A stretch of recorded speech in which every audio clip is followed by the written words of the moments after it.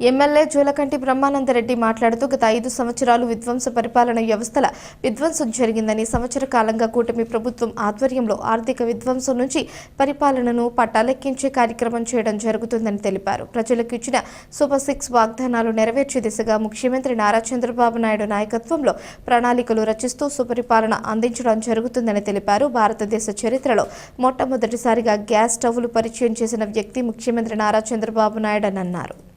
ఈ రోజు ఈ రాష్ట్రంలో 4,000 నుంచి 10,500 రూపాయల పెన్షన్ అందజేస్తున్న ఘనత కూటమి ప్రభుత్వానిదన్నారు. బీసీ, ఎస్సీ, ఎస్టీ, మైనారిటీల సంక్షేమం కోసం కులానికి ఒక కార్పొరేషన్లు అయితే జగన్మోహన్ రెడ్డి ఏర్పాటు చేసి అందులో ఛాయ్ పైసలు కూడా డబ్బులు లేని దుస్థితి అన్నారు. ఈరోజు మరలా వాటికి జీవం పోసి ఏ విధంగా వెనుకబడిన వర్గాలను ఆదుకోవాలని కూటమి ప్రభుత్వం ప్రయత్నిస్తోందని తెలిపారు. ఈ రాష్ట్ర ప్రజలు విజ్ఞులని కాబట్టే 151 సీట్ల నుంచి 11 సీట్లకు పరిమితం చేశారని అన్నారు. ఇలాంటి క్షుద్ర రాజకీయాలు రాష్ట్రంలో జరగనివ్వమని, ఎవరైనా సరే పచ్చని పలనాడులో చిచ్చురేపాలి, అగ్గిరాజేసి చలి కాచుకోవాలని వారికి తగిన బుద్ధి చెప్తామని మాజీ శాసనసభ్యులు పిన్నెల్లి రామకృష్ణారెడ్డి, వారి తమ్ముడు పిన్నెల్లి వెంకట్రామిరెడ్డికి తీవ్రంగా హెచ్చరికలు జారీ చేస్తున్నామని తెలిపారు. ఈరోజు రైతాంగాన్ని మోసం చేసిన జగన్మోహన్ రెడ్డి ఆంధ్రప్రదేశ్ రైతుల మీద, ప్రజల మీద 9 సార్లు కరెంటు ఛార్జీలు పెంచడం జరిగిందని అన్నారు. సిగ్గుందా మీకు? అసెంబ్లీకు రమ్మంటే నేను రాను అంటాడు. నువ్వు శాసనసభ్యుడివిగానే పనికి వస్తావయ్యా, నువ్వు ముఖ్యమంత్రిగా పనికిరావయ్యా. ముందు ఆ పులివెందుల కష్టాలు చూడు, ఆ తర్వాత రాష్ట్రం కష్టాలు చూడు, ఆ తర్వాత రాష్ట్రం గురించి ఆలోచిద్దాం అంటే అసెంబ్లీకి రాడని, అసెంబ్లీ సాక్షిగా నీ అసమర్థత, నీ దోపిడీ, నీ దుర్మార్గం బయటపడుతుందని, అందుకోసం అసెంబ్లీకి రాడని బయట మాత్రం రోడ్లెక్కి ధర్నాలు చేస్తానంటాడు అని అన్నారు.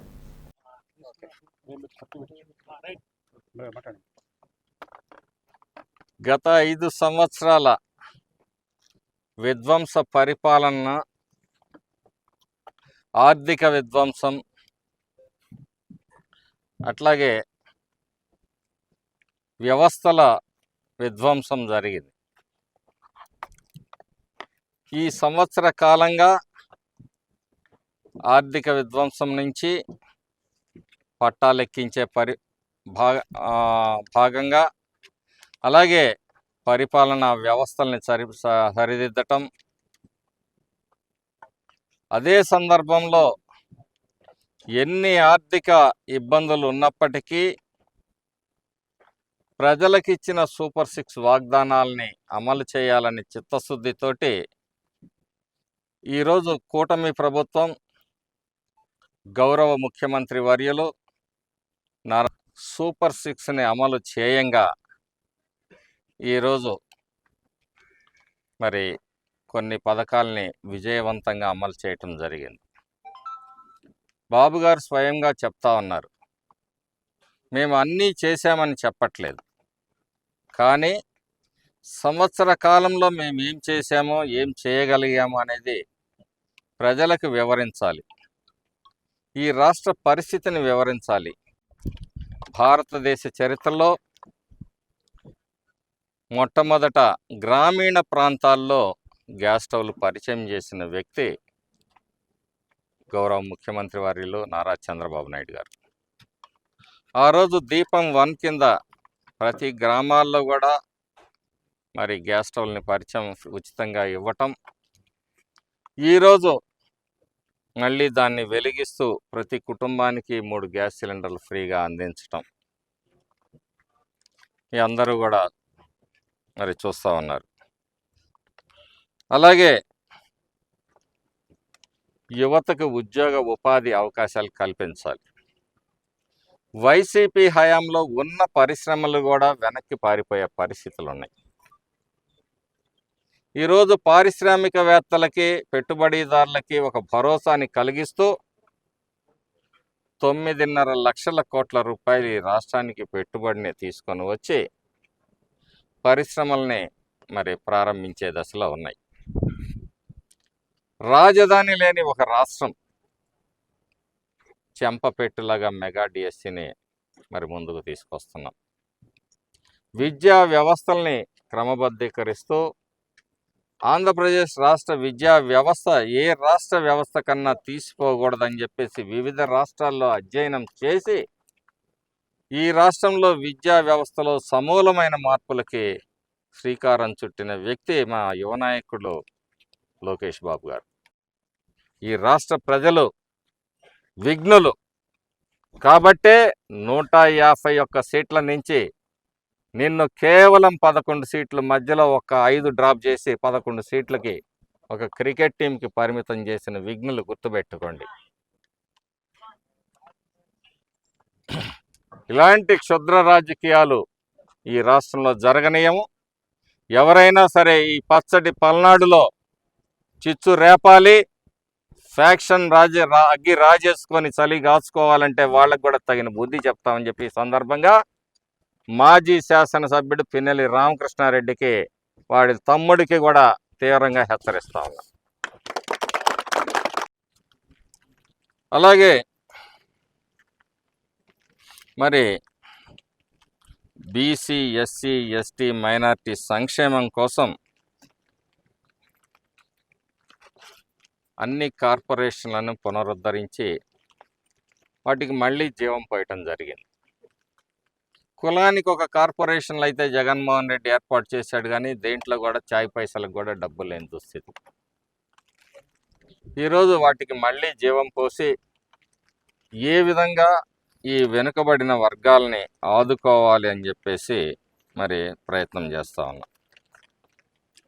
అలాగే దేశ ఈరోజు చరిత్రలో ఎక్కడా కానీ ఇంత పెద్ద మొత్తంలో మరి పెన్షన్లు అందించిన రాష్ట్రం ఏదీ లేదు. 2300 రూపాయలు మాత్రమే ఒక మ్యాక్సిమం ఒక రాష్ట్రంలో ఉంది.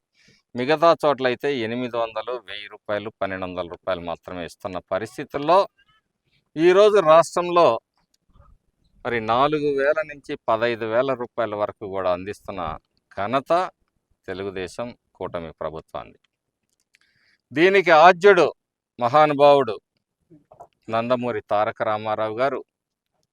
వారు మొట్టమొదట 35 రూపాయలతోటి ఈ పెన్షన్ పథకాన్ని ప్రవేశపెట్టి భారతదేశ చరిత్రలో మొట్టమొదటిగా మరి ఆ ఘనత వారికే దక్కింది. గంజాయి బ్యాచ్లని జైల్లో వేస్తే వచ్చి రాజకీయం చేస్తాడు. ఎప్పుడో ఏడాది నాడు బెట్టింగులు పెట్టి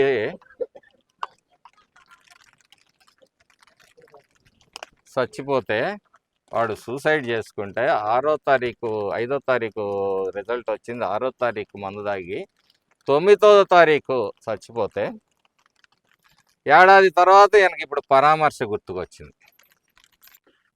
రాజశేఖర రెడ్డికే పుట్టావా అంటే ఎంత అవమానకరం!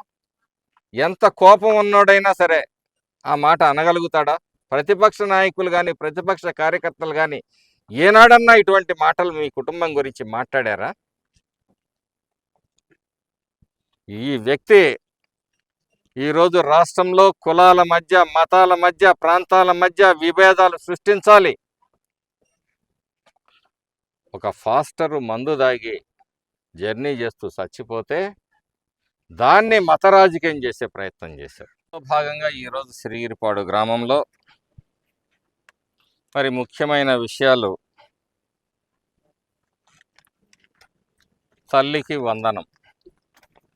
తల్లికి వందనంలో గత ప్రభుత్వం 2 బిడ్డలకు ఇస్తామని చెప్పేసి మోసం చేసి ఒక బిడ్డకే ఇచ్చారు. ఈరోజు మేము అధికారంలో రాగానే బాబు గారు ఇచ్చిన హామీ ప్రకారం 2, 3, 4, 5 బిడ్డలున్న తల్లులకు కూడా మరి అందరికీ అందించడం జరిగింది. ఎంతమంది బిడ్డలు ఉంటే అందరికీ అందించడం జరిగింది.